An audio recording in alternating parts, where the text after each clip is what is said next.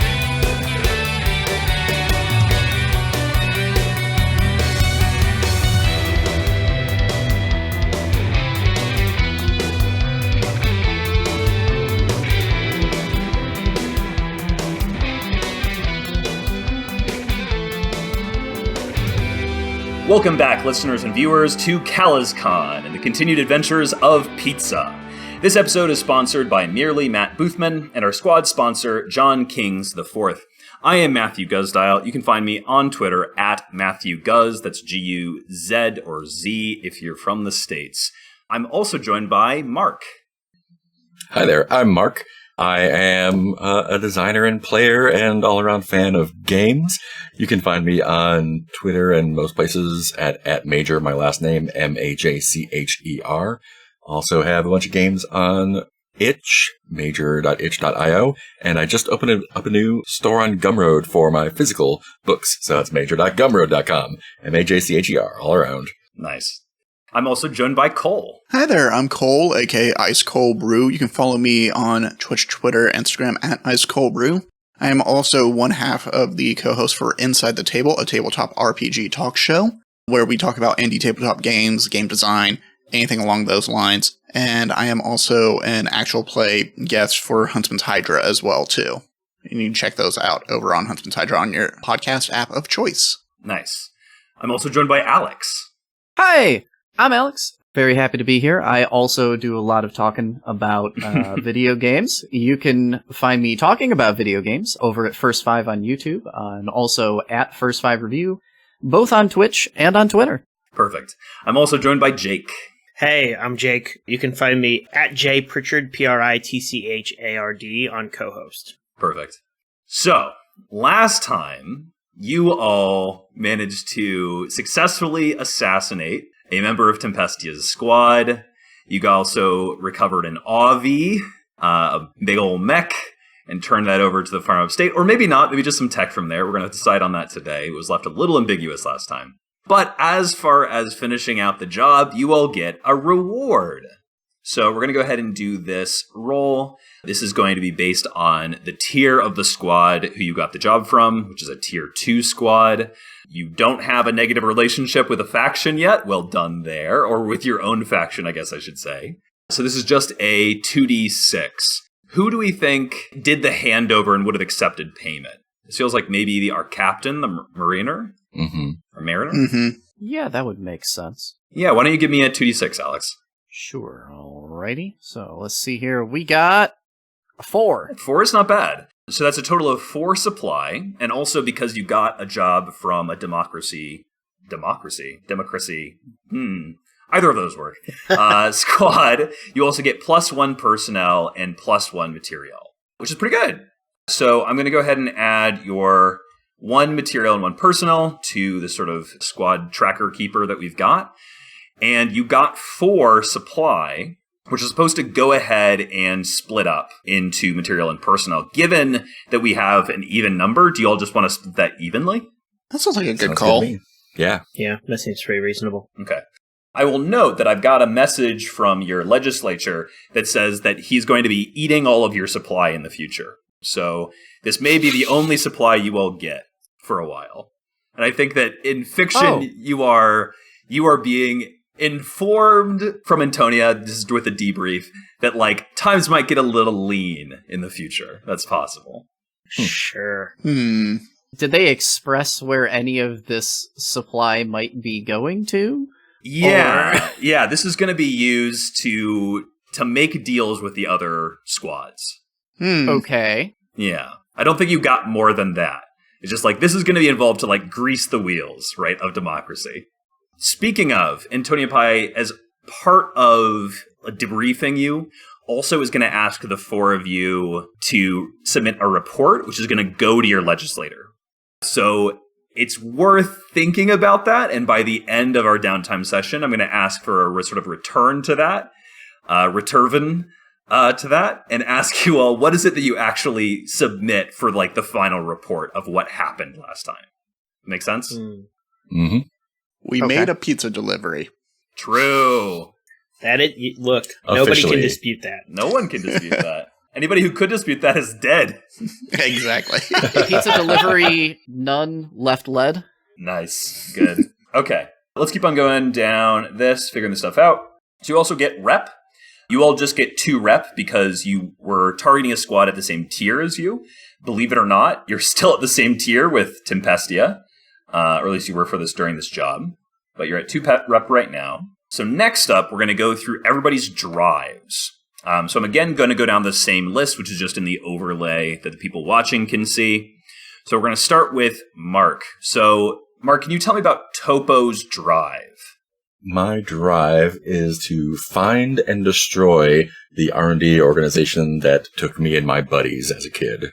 And do you know yet who that organization is? Like, do you have any hints on that so far? I don't think officially. I probably in character have memories of, faces and logos or whatever, but I don't think we have anything officially yet to Is go this on. Maybe why Topo would have been like, yeah, let's take a job from the farm upstate, like just in case? Yeah, just gotta look around. I'm a scout, so checking out all the possibilities. Makes sense. They gotta be somewhere. Yeah, exactly. Cole, can you tell me about Dorian's drive?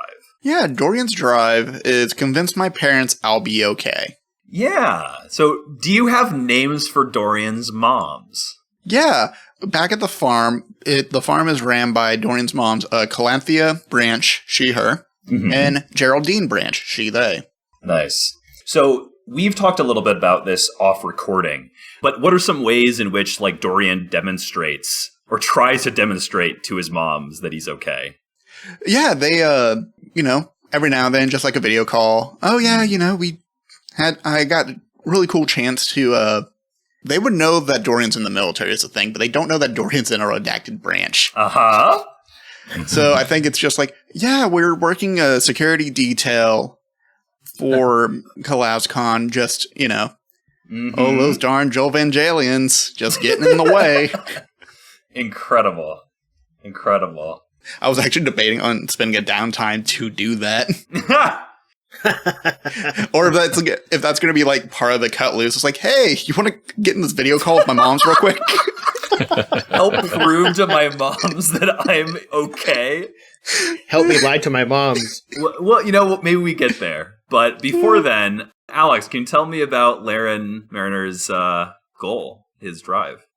So, Laren's drive currently is to recruit a new member for the Hummingbird, which is his mech, in air quotes, because Laren is a captain, which means that instead of a, 30-meter tall or whatever humanoid vehicle, he's got a big honkin' plane that's flown by like a crew of 6 or so. Right. The way I imagine it is that there's like a hole in it. Right now, the plane's only weapon is this giant lance on the prow. Yeah. And, I think their empty seat right now is they're missing their gunner.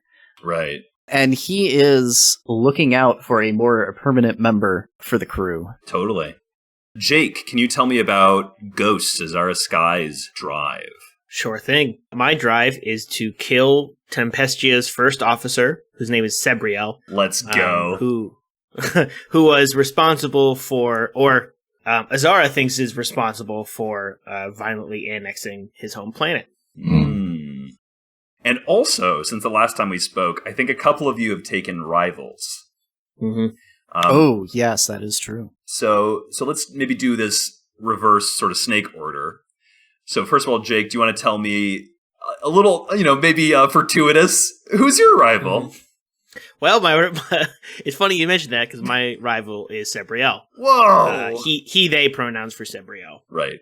What and a coincidence. What's your belief right now? My belief is that Sebriel's actions have turned me into a killer.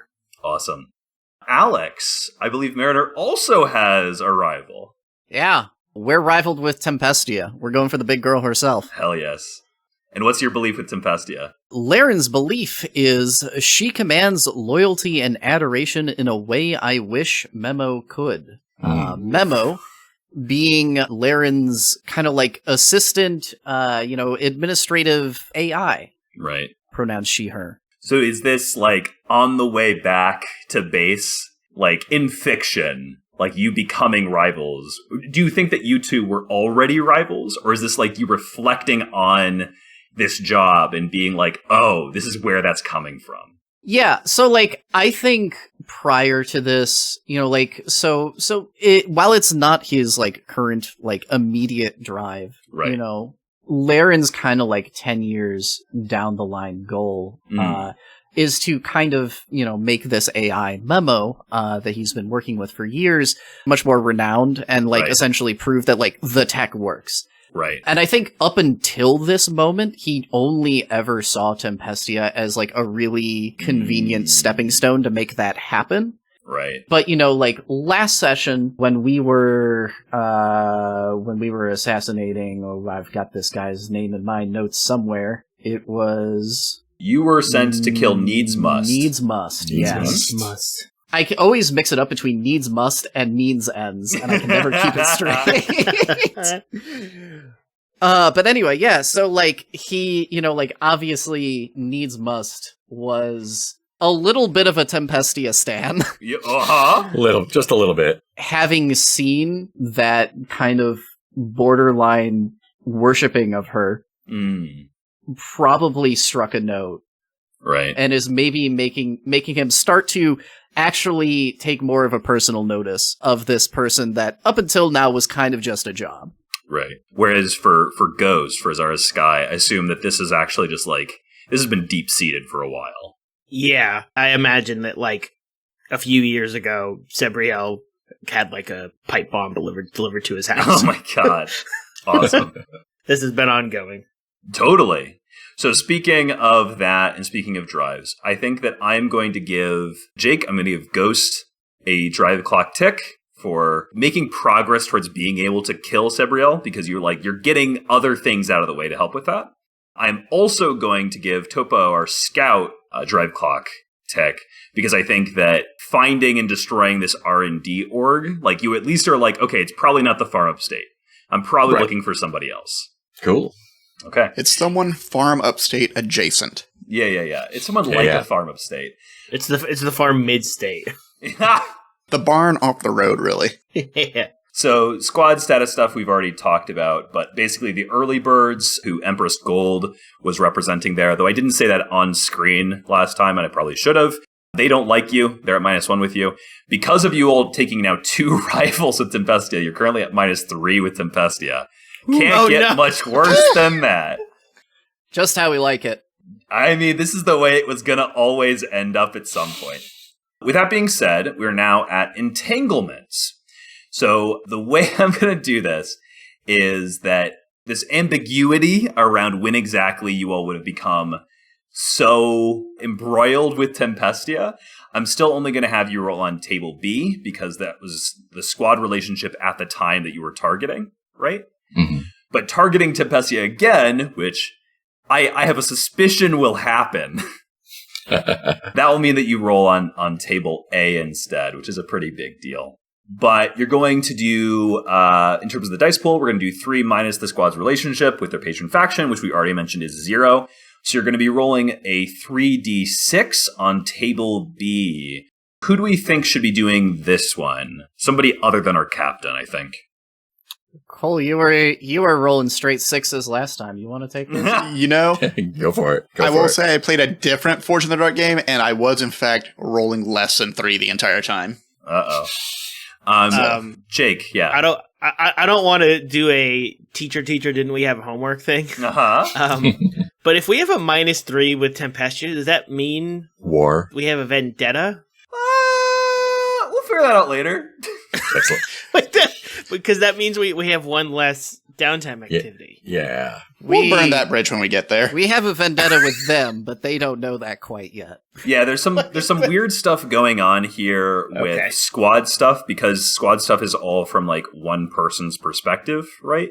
Sure. In the setup, like, we don't want it to be possible for the individual CalazCon DFS squads to end up at war with one another, right? Okay. So I'm going to actually need to check with this with Austin, but as a fan of the players, which is one of my GM principles, I am going to say we're not at war, at least this time.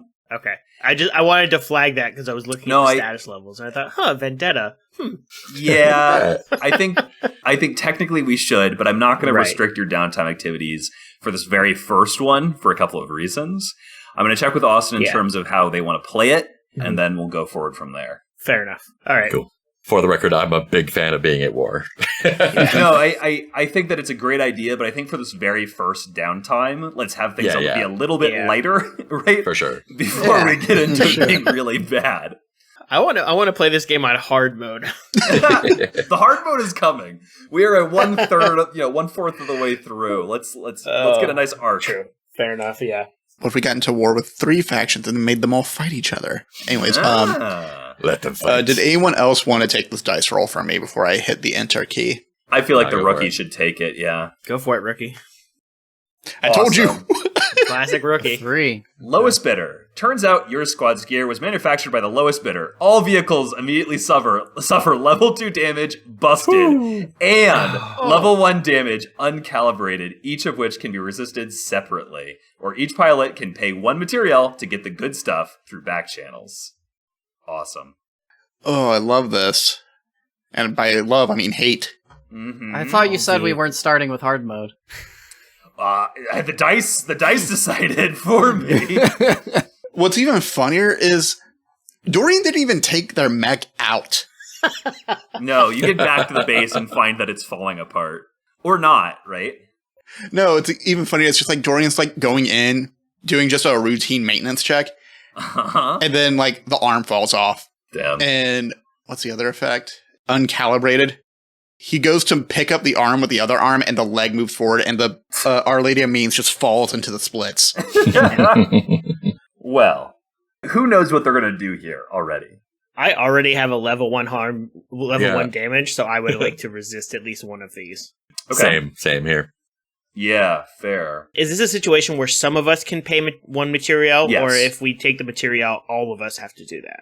No. So this would be each pilot individually can pay 1 material. So, and you only have 4. And some of you will want to use material to fix up your mechs, like quirks and stuff.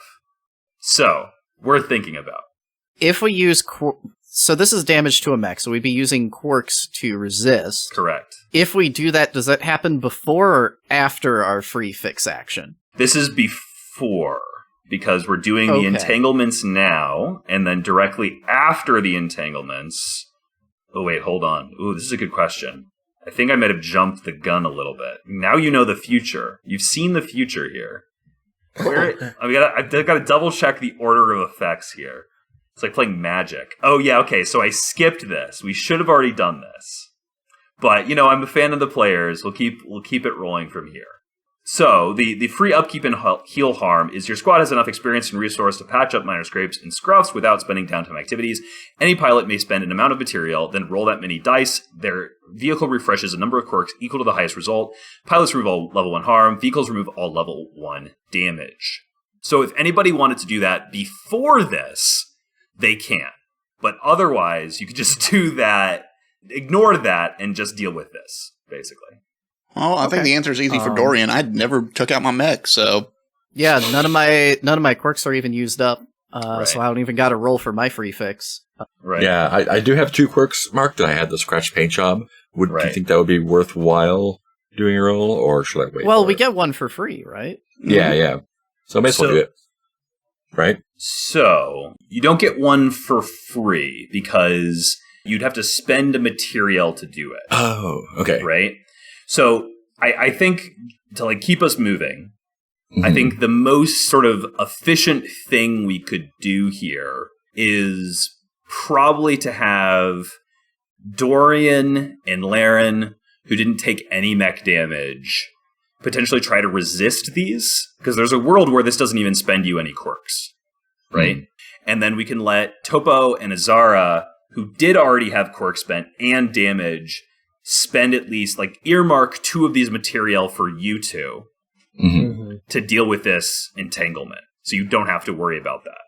And you just have to worry about the other sort of the issues your vehicles already had during have as opposed to additional ones. Does that make sense? Yeah. And just to verify, material is owned by the squad, not by the individual squad, pilots. Yep. Got it. Cool. So I'm going to go ahead and take away 2 of these material, which puts you actually at only 1. I forgot because we'd moved personnel. Jeez Louise, these are already so bad. So that leaves us with 1. So if either Dorian or Laren wanted to use that material to ignore this, you could, but you can also resist it. Well, Laren, what do you want to do? Because your ship's more important in my opinion. I think... See, I'm thinking around this, I'm like, I could resist this, and then isn't fix something you can do as a downtime activity afterwards? Yep, totally. So I, instead of spending the material, I could just try to resist the level 2 damage and just blow as many quirks as possible to make it happen, and then get them all back when I fix during downtime. Okay, sounds great. I love this. I love this for you. So yeah, I do think this is resisting with quirks, right? What would this be in terms of the resistance? Because your options are either expertise or acuity, right? This is a vehicle resist. We're resisting busted. Yeah. So, funny story, one of my activities was going to be a train, and that's going to be a fix now. Okay. So we're going to recharacterize this. So one of the things I'm working towards with this character is I am trying to train up my playbook XP. Sure. So that I can get a special ability that'll give me more space on the vehicle, which will unlock Alpha Team, which is a captain piece of gear that gives me a fire team. Nice. And so the idea behind this train was going to be just that, like, Laren is getting this fire team whipped up and in shape. And instead, I think the resistance is he's spending that time instead taking that same fire team and having them work extra. Fixing all of these, mechanical faults that have popped up. I'll give you that as an expertise, because that's a bit like running drills, right? So give me a 2d6 to resist, and then we'll see how many quirks you gotta burn for this. Okay, so that's 2 quirks, and assumably that's changing the level 2 busted down to a level 1 damage? Yeah. Okay, I think that's scuffed. Sure, that works for me. And then I think if we're just going to power game here a little bit, that you can clear level 1 damage, like that full row with a fix action. Yeah. That was the idea. That was the plan. I think that's a great plan. How about Dorian, Cole? I guess I don't want to spend the material. Well, I had a 3rd downtime action. I wasn't sure. Yeah, I'm going to use expertise to knock down that busted. Okay, so what are you doing fictionally for that to be expertise? Well, it's busted because, like, one of the arms has fallen off and the legs are now in the split. I think it's just, like, maneuvering the body and getting into the joints. Oh, we actually never described my mech in the first episode. I am piloting a ballast song. It is the industry standard mech for the DFS because I am not worth the good stuff. Love me a grunt mech. In fact, technically it shouldn't even have a name, but Dorian named his mech Our Lady of Means. And this Avi is basically very human-like, 2 legs, 2 arms, and a head. It's very angular. And, of course, the arm with the shield on it, the triangular frame has fallen off. Right. And so it's working the mech back down, laying it down, and adjusting the joints and trying to tighten them up again. It's going out and looking through one of the battle wrecks from one of the LARPs of the other obbies. Okay, sure. And finding the parts. Yeah, okay, I agree with that. I think that totally makes sense. Give me a 2d6. Right. Oh my Woof. god! Oh boy, snake eyes. Oh no! Okay, so that's bad. This is bad. This is awful. So Folks, this is bad. So you lose all your quirks. All those are gone. And my question is, do you get a point of breakdown from this? Oh, wait, hold on. Well, shit. I think we may have done the quirks wrong. When you resist a consequence, this is on page 36. Mm-hmm. It says, a vehicle exhausts 4 quirks minus the chosen attribute rating to Right. a minimum of 1. Right. Oh, right. So- you don't have to roll it. You don't roll, it's just So sentimental. it's just 2. It's just 2. That's not bad. Okay, so I only both used of 2 you quirks. 2. Yeah. Both of you only use 2. Thank goodness. Yeah. That was going to be bad. I was like, I Uh-oh. got concerned. Yeah. That would be pretty brutal if you had to spend 5 quirks just because your Uh-huh. opponent is going to start the game with only 4. Yeah. Yeah. Just out of 1, you're screwed no matter what. Mhm. Exactly. Phew. Okay, we got through it, everybody. So, to step back then, the quirks I use are common frame and well known because it's so easy to find the parts you need out here. Makes a lot of sense. The old scrapyard. With that being figured out, Look, We those Bastardos boys, real messy. They just leave stuff lying around. yeah. You know how con goers are. They just leave trash everywhere. So, we have downtime activities now. Everybody's got 3 of these dang things, and your options are the regular options. You get 3 for free, and then you could potentially spend extra material or personnel, depending on which downtime activity it is, for extra beyond that. Does anybody have a first downtime activity they for sure want to do? Definitely want to do that repair. Yeah, we could start there. Yeah. What does it look like when Topo repairs their mech? I think they came in and on the way back felt like there was something wrong. And when they got it into the hangar or garage, the thing started like the instrumentation was all off. Mm-hmm. And Topo was a little bit fastidious about that kind of thing. So got out and started inspecting the outside and stuff and found like just bits were coming apart and all that. And just give a resigned sigh, roll out the toolbox, the tool case, and just kind of start working away. Like this happens all the time. Gotta keep on top of it. So I think we talked about it before as PizZA, the fake restaurant cover being like just outside Praxian Plaza. So it's probably like maybe like here-ish on the map, somewhere around like that intersection. Yeah. So I think this has to be in like the deep underground bunker, right? Mm-hmm. Are you imagining that like, is there just like a floor of this bunker, which is just like the mech hangar? mechs? Yeah. Yeah, the mech hangar? Yeah. Because it's not just your 4 mechs, right? Right. There's like other mechs. It's like this has to be huge. This is like It's like a huge underground facility. Yeah. Yep, That goes for on sure. forever. It's like a football field underground. Okay, and you're doing these repairs yourself, is what you're saying. Yep. Yeah. I don't trust anyone else with it. That's how I got busted in the first place. Oh, okay. Yeah. Do you engineer? I probably do. And Well, they hold on. probably. Go ahead. Yeah. Well, Yeah. if we look at your sheet, Yeah. Yep. you say we probably do, but I'm seeing 0 ticks in 0 marks for engineer. 0 Look at points for that. engineer. Okay. None then. Yeah, you have none engineer. I think I might be the only person in the squad with engineer, which is funny. Yeah, you are. So Yeah, let's it's all me. Okay, but you're still it's just you doing it. Yep. All right. Okay. Fair cool. enough. Let's do it. So notably, it does cost 2 stress to repair a vehicle unless you have the workshop squad upgrade. I don't think we do, right? We do not.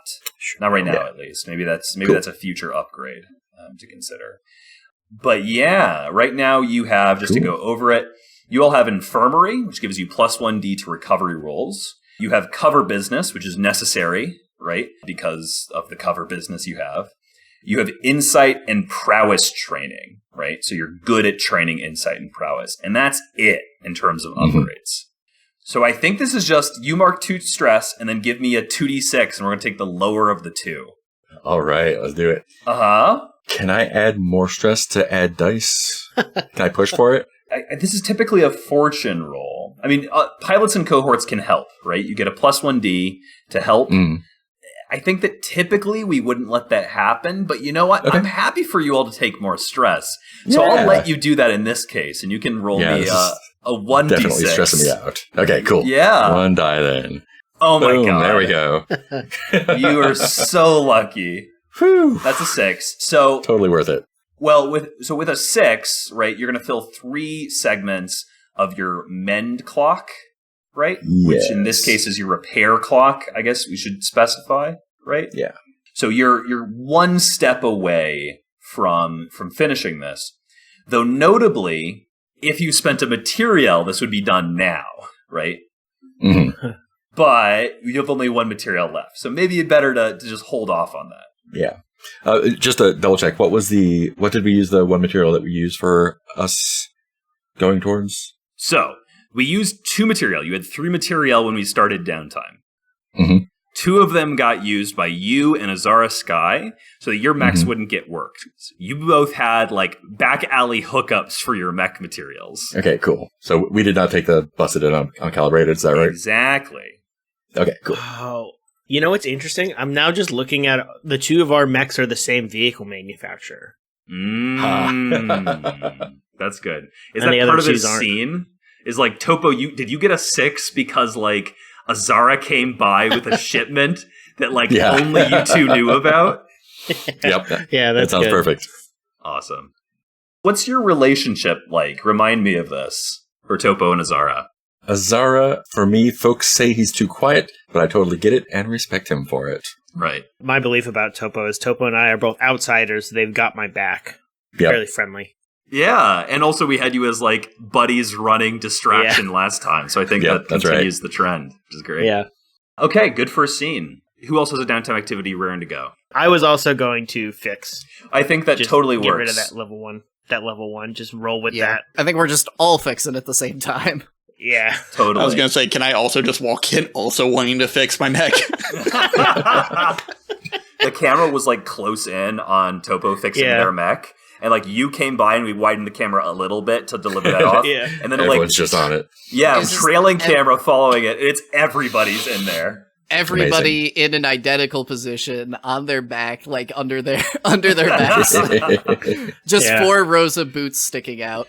Incredible. There's a dolly with like drinks on it that just gets rolled up and down between the mech bays. And it's in those little crappy plastic cups that you get at pizza shops. You know what I'm talking about? Yeah. Yeah, that's part of the tool cart. So if this is the 3 besides Topo who are like sort of group rolling this, is this Azara who's the only one who has a point engineer like helping direct everybody through their repairs? Well, I've only got tier 1 damage, so extra dice is extra dice. I mean, that's fair, but like I can afford to roll poorly, right? Because it just auto goes away. Or do I actually need to fill out my clock? No, you need to fill it out. Oh dear. Yeah. So it says it removes level 1 damage, and then you mark segments on the clock. Yeah, I should have specified the clock is to for the fix. Bump levels down. Yeah. Yeah. So if you have a level 2, but you don't need to, right? You just need a success. Yeah. Yeah. Okay. So then actually, Topo, you're good to go, right? Because you didn't end up with a level 2 harm. Yeah, so you can just totally get rid of your level 1s, refresh your quirks. Cool. You're good. See, I'm real good at this engineering stuff, guys. You're so good. Just a little stressed out. Yeah, that's fine. Actually, hold on. Does fix clear quirks? It does not. That's upkeep. I am realizing that I have hoisted myself by my own petard with this plan. So Topo, you don't get quirks back, unfortunately. Right, that's correct. One. Yep. That said, that would be upkeep. I did see that. Yeah, at the bottom of this upkeep thing, it says each pilot gets a free upkeep action as part of their reward. Well, there you go. So do we have that 2 material? That's a great no, because that was being used for the entanglement roll, unfortunately. Oh, okay. Yeah, gotcha. So you do not get that back, but you do get a free upkeep. Spend at least one material and roll that many dice. Your vehicle refreshes the number of quirks equal to the highest result. The result is higher than the number of quirks you have. Oh, I see. So we were looking at fix, but we should have been looking at upkeep. Yeah. So that was part fix of the problem. is actually great for me too, so that's fine. But you all get a free upkeep, right? But we don't have the material to spend for it. Right, but does the free upkeep mean that you don't need to spend the material? That's what I'm wondering. No, I think the free it implies that it doesn't count towards your 3 downtime actions. Yeah, that's how I read it too. Okay. So the action is free, but the stuff isn't free. Yeah. Yeah. Okay, so I'm gonna hold that situation that we just had with our scout. That's still true.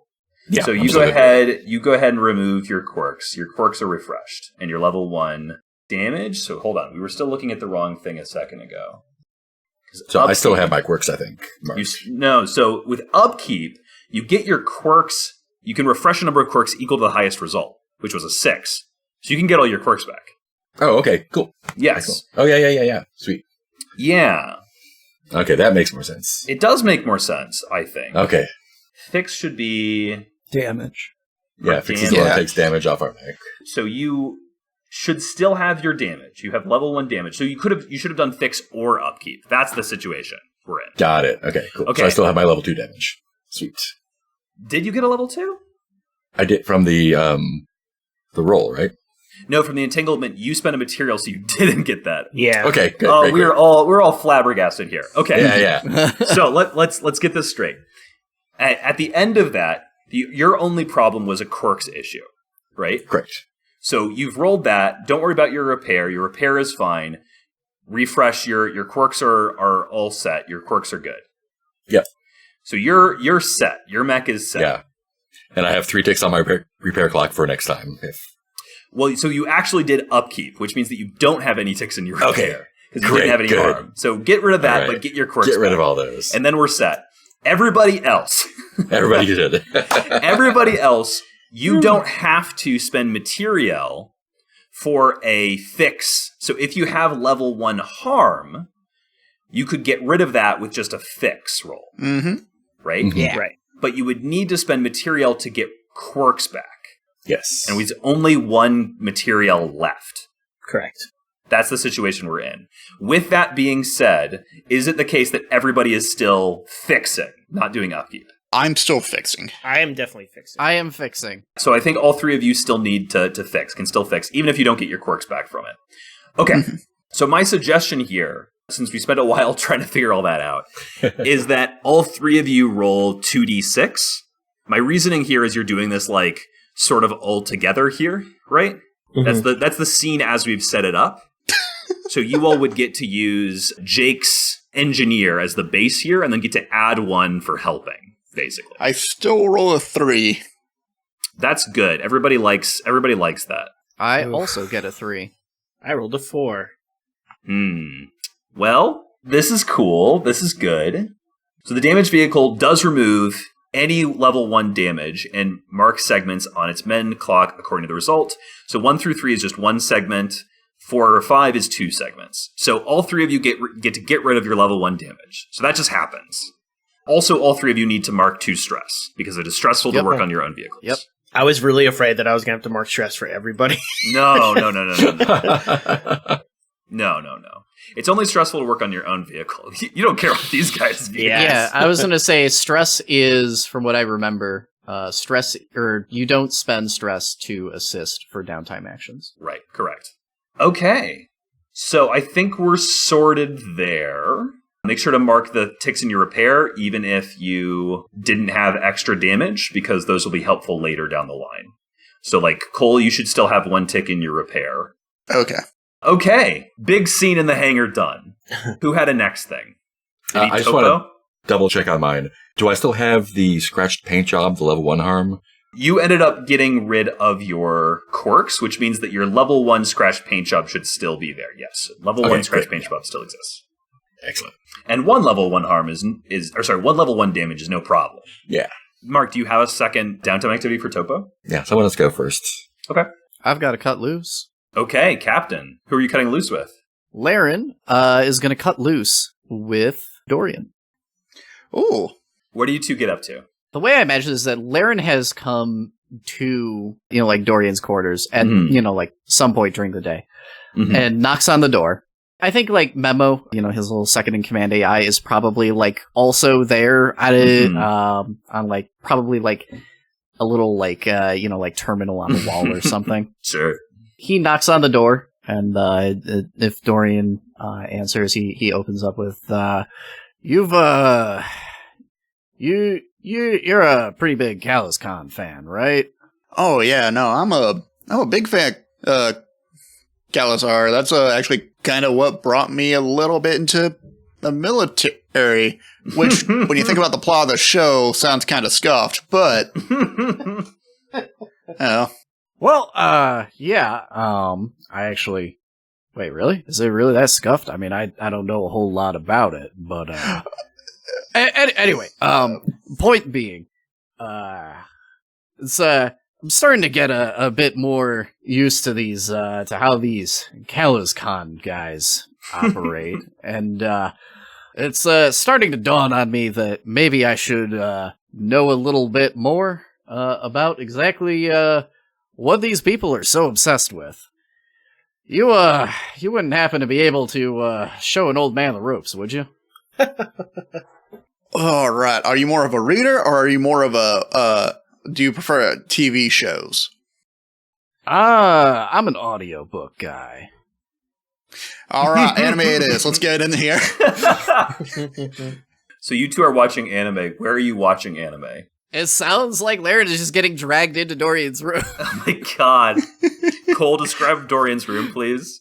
I imagine it's like not too big, just because it's kind of, I imagine this like either on the ship or in their like where the ship stays. Sure. And it's a like a studio apartment room, essentially. Sure.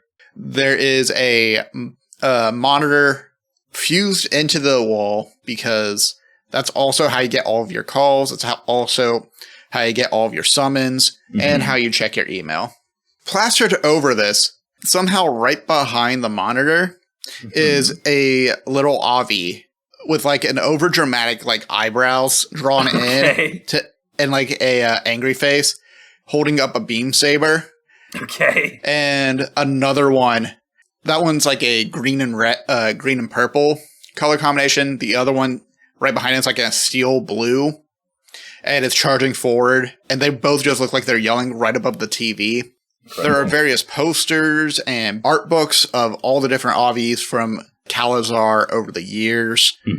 There's a couple frame porch pictures as well. One is of Dorian on the farm with his mom's right next to him, smiling big, holding what's like essentially a pumpkin, but too big and too skinny to be like that typical pumpkin that you would see. Sure. And then on top of that, like there's some extra tools laying about here and there, maybe like a little data pad or a notebook talking about like the different recipes that they've been coming up with for pizza. And then there's the one bed, and then right next to the bed is a canvas chair with no legs on it. So it's basically like one of those couches, like it's technically for one person, but it's a chair you put on the floor and it just like stands up against the wall. Okay. And it's really uncomfortable. So there's one chair here. Yeah. One chair, one bed. Okay. But the bed has to fold out. Okay. So there's one of you just seated on the bed and one of you's on the chair? Captain, pick whichever one's more comfortable for you. Well, I'll take the chair if it's all the safety you think of, though. All right. Dorian's going to go to the bookshelf and start thumbing through all these different little thumb drives that they have and go, you know what? I think a film would be good. This is a like standalone OVA. It was very interesting, and it was what got a lot of other people into the show in the very beginning. Anyone got a good name? I can throw some out there, but I want to know if anyone else has some good names. How many epithets does it need? A lot. A lot. Terror in the Lost Moons. Or something like that. Okay, there we go. All right. Yeah, here's a good one. This is Terror in the Lost Moons. It's about a moon colony, essentially. And this was like allegedly, according to the stories, what it's supposed to be was a story about like the fear of alien life. Turns out actually it was like an undercover operation by some other organization. It was pitched 200 years ago on a story that happened 450 years ago. Incredible. But incredible visuals.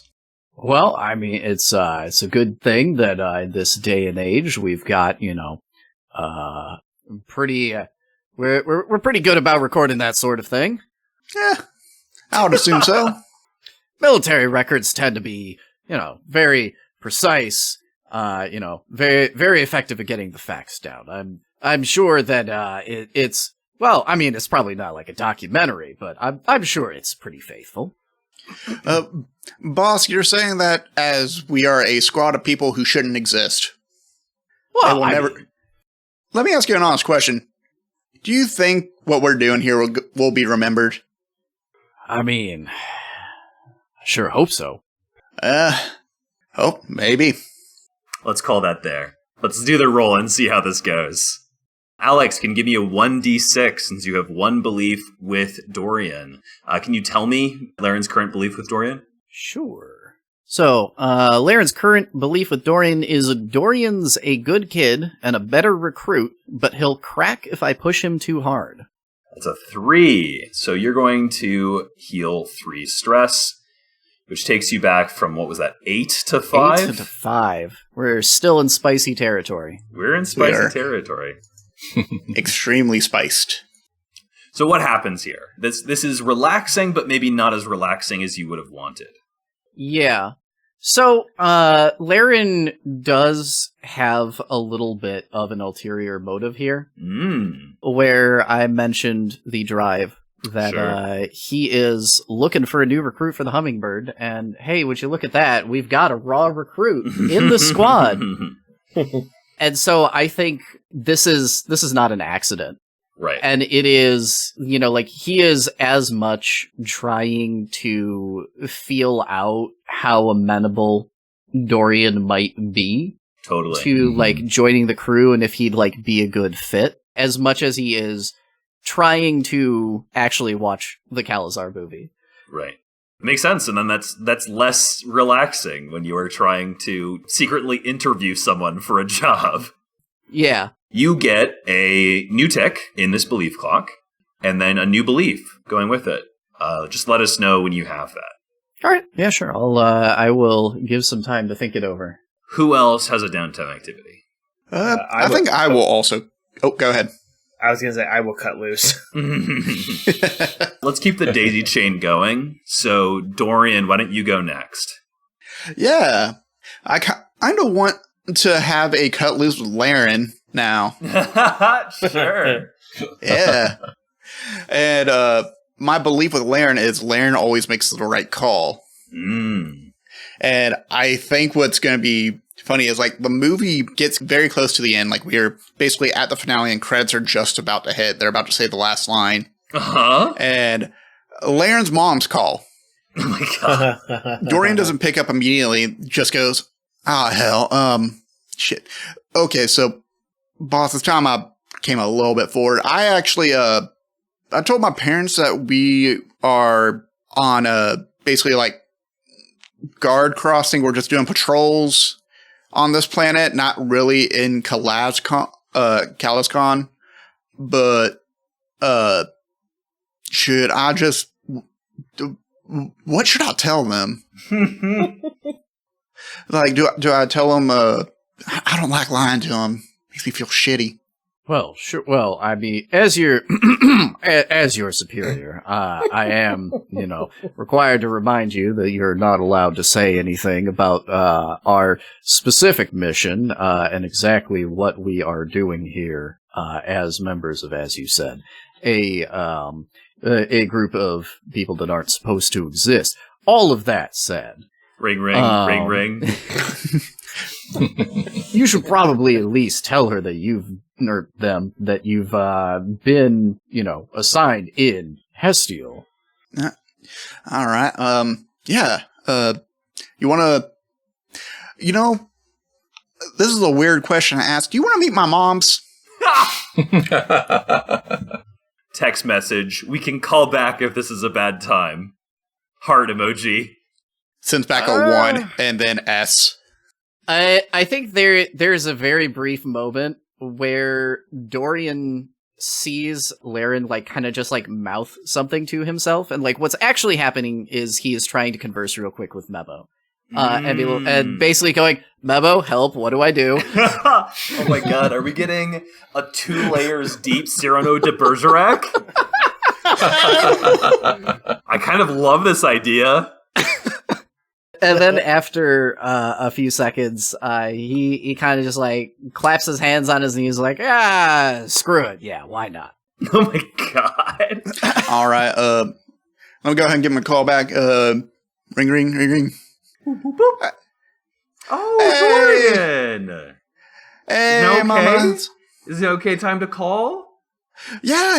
I was just, we were in the barracks and talking to my boss. Oh, you're Dorian's boss. It's so good to meet you.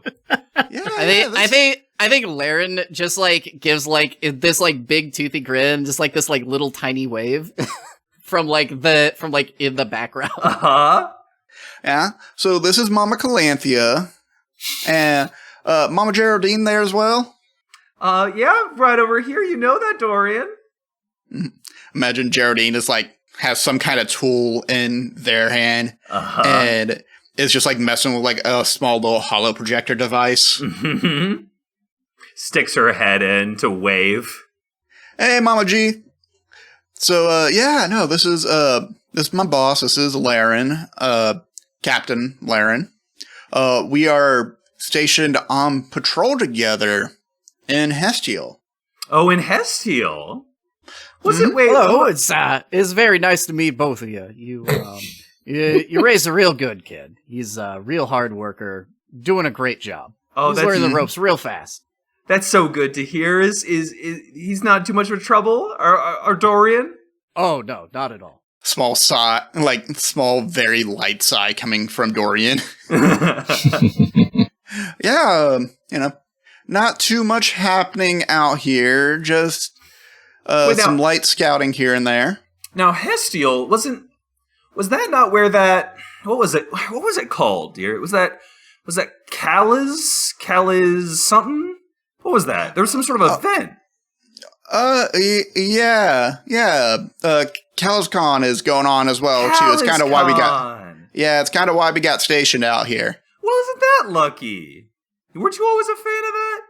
Oh yeah, no. Posters behind just peeking out of the monitor, like the view cam of the monitor. Well, I hope you get a chance to go see. What do they have? They have like shows or something. Oh yeah. There's some private viewings here and there. Well, isn't that nice? Let's roll a 1d6 and see how much more awkward this call gets. Oh, beautiful! Another 3. Cam, we both are having a good time. So same situation, you're at 5 stress, and you get another tick in your belief clock, and a new belief. What happens here? Is it just like this, where it's like, it's nice, but it's like aggravating as well? Yeah, I imagine it's like very nice, and at the same time, there's that, we got to see a showing recently, and I don't know if Laren just like immediately cuts off Dorian right then. Or like Dorian's about to say, yeah, there was a fantastic show. I got to see from the outskirts for a while. And, nothing too damage. And there's like a clattering of metal outside as this is where we find out the mech of the arm falls off. Oh my god. Or the Avi's arm falls off. So is your room just by the mech bay? I imagine. So they just put the rookie the rookie gets the worst room. It's the one that's like right off the mech bay, so you can hear every sound. That's why I went out to go work on Our Lady of Means, because I heard everyone else working on their Avies. Right. Incredible. Is there anything else here? We good with that ending? I'm good with that. Laren, do you want to add anything else? I think Laren would actually, in the spirit of him, still doing the whole secretly interviewing Dorian on the down low, he might try to get into casual conversation with Dorian's parents about, like, how he was as a kid, you know, like, how did he end up here? Jeez. They love this. Both of the moms are just like going grab picture books of like baby books and like trying to show the photos like through the camera, not positioning it correctly for a while. Having to be like thumbs over the lens at one point somehow. I feel like Dorian should take another stress or two. I'm gonna need to know the cut loose. And then after the call ends, I think Larens just looks at him and goes, "Oh, well, got a couple of really great parents there, Dorian." Oh yeah, they're pretty fantastic. Kept my head on right when before I started points in the air. How'd you end up assigned over here? Anyway, I mean, sure, there's like I can, you know, look at personnel files and all that, but that doesn't really, you know, like, tell the story about why you make the decisions you do, you know? Well, Hestial, you know, I'm new to DFS and the entire military effort, but this wasn't my first deployment.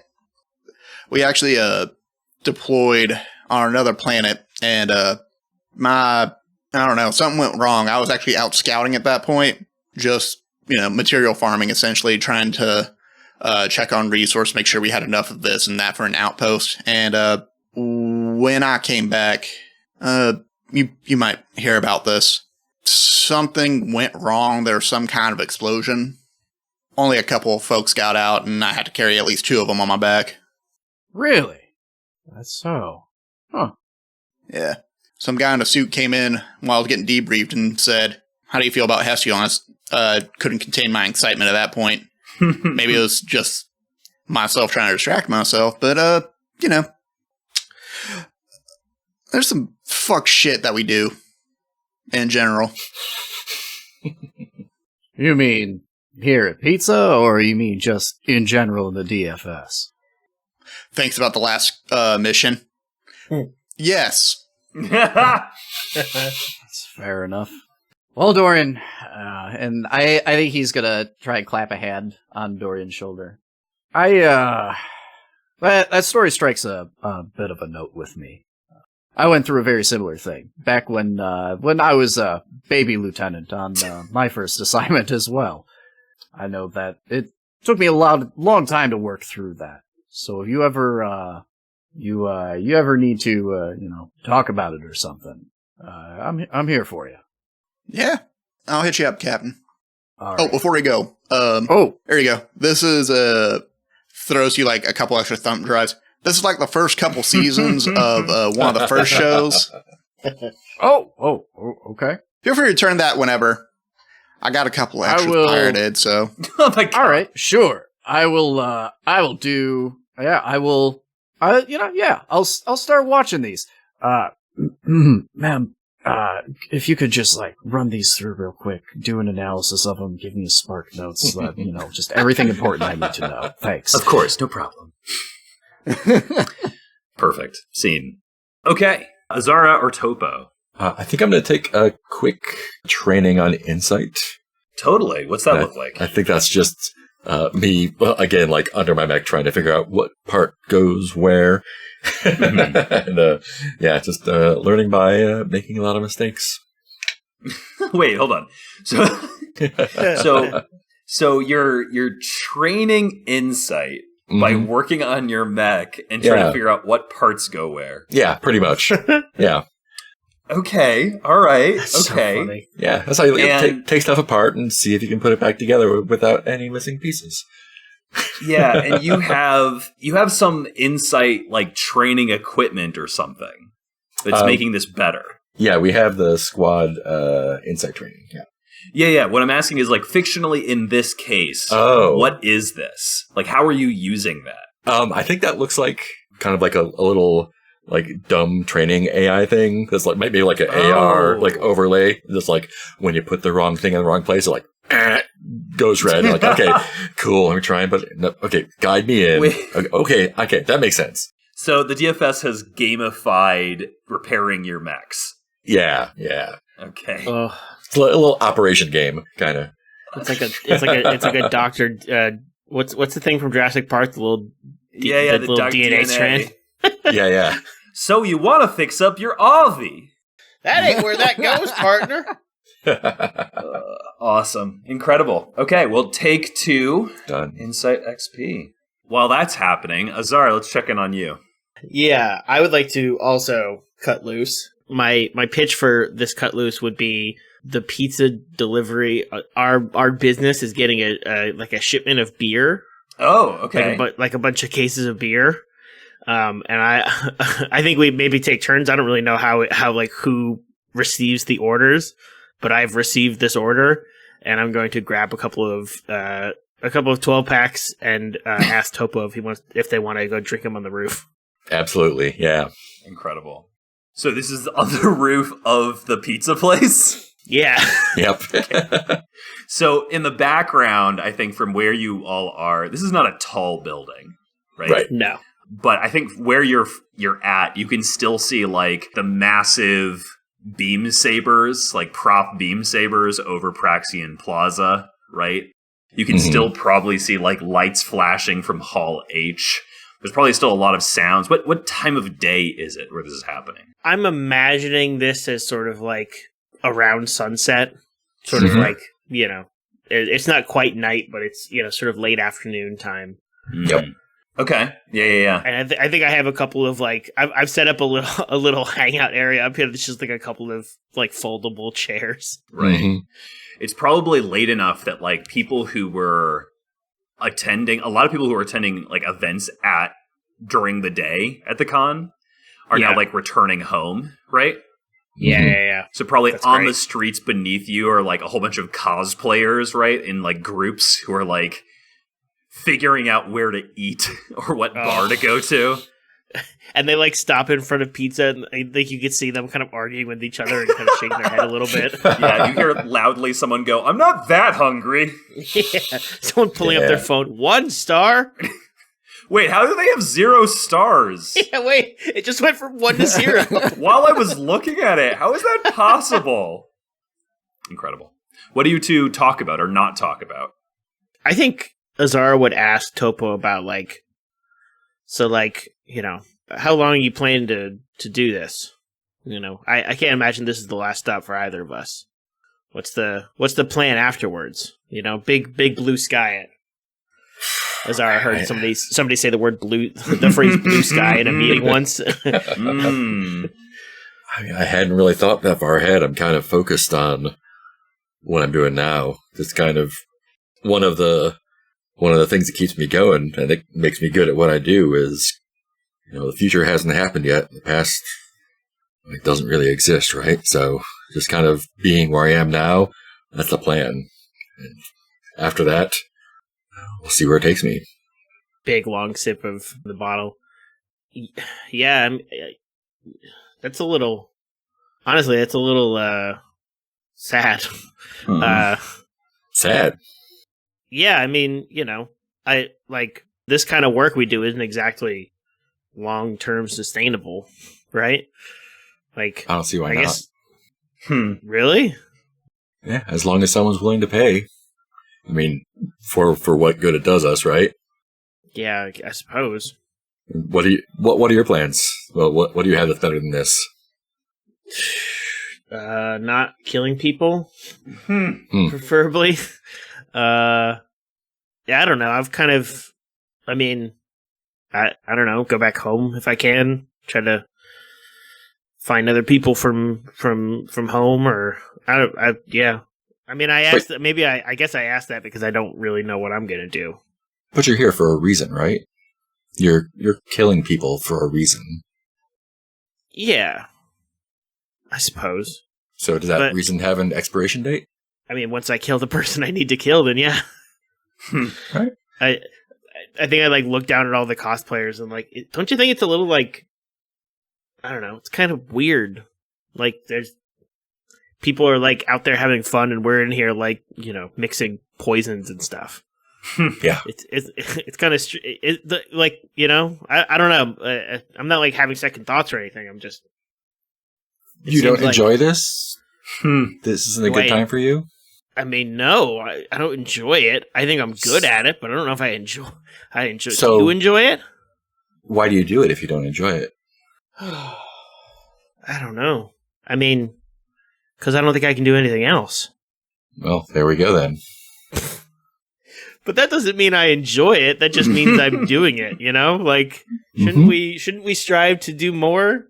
We shouldn't necessarily be trapped in this cycle. There should be something more. It's just a matter of whether or not we can get it or not. But just because we can't imagine doing anything else doesn't mean anything else doesn't exist for us. You feel trapped? I mean, a little bit. I don't know if I could just walk away tomorrow. Especially given... You, with your skills, you could disappear tonight and never come back. But you don't, do you? No, I suppose. Like you said, this is all you know how to do. Not saying you can't change, but this is... Wherever you go, this is something you're going to take with you.